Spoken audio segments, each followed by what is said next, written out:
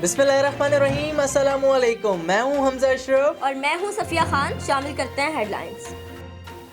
कराची में corona virus के फैलाव में तेजी, जिला शर्की गढ़ बन गया। 184 केसेस की तस्दीक के बाद 12 यूनियन कौंसिल्स को सील करने का हुक्म। सील किए गए इलाकों में 7 लाख से ज्यादा लोग रिहाइश पजीर हैं। डिस्ट्रिक्ट साउथ के कुछ इलाकों को सील कर दिया जाएगा। अमल दरामद रात 12 बजे से होगा। पुलिस और रेंजर्स को सील यूनियन का घेराव करने की हिदायत।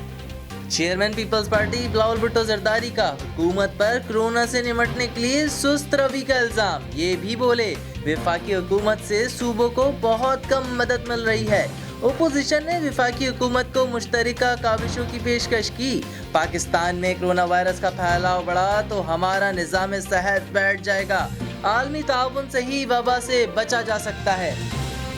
जिन इलाकों को बंद किया गया वहां अब तक 149 मरीज सामने आ चुके, 2 अमवात हो चुकी। पिछले 24 घंटों के दौरान कराची में कोरोना के मजीद 87 केसेस सामने आए। सिंध हुकूमत के तर्जुमान मुर्तजा वहाब ने कहा कि बिला जवाज कोई घर से बाहर नहीं निकल सकेगा। मुल्क भर में कोरोना केसेस की तादाद 4892 हो गई।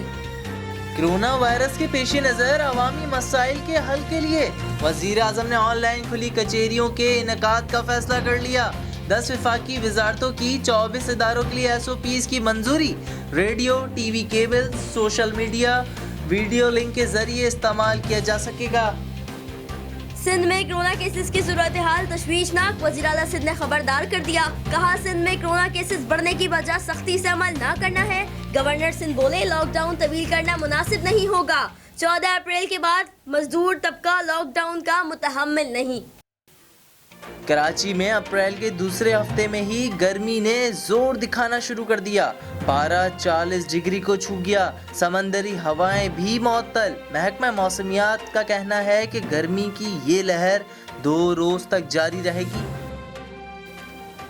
फिलहाल इतना ही। मजीद खबरों और अपडेट्स के लिए विजिट करें हमारी वेबसाइट csnlive.tv। इसके अलावा आप हमें फेसबुक और ट्विटर पर भी ज्वाइन कर सकते हैं। देखते रहिए CSN।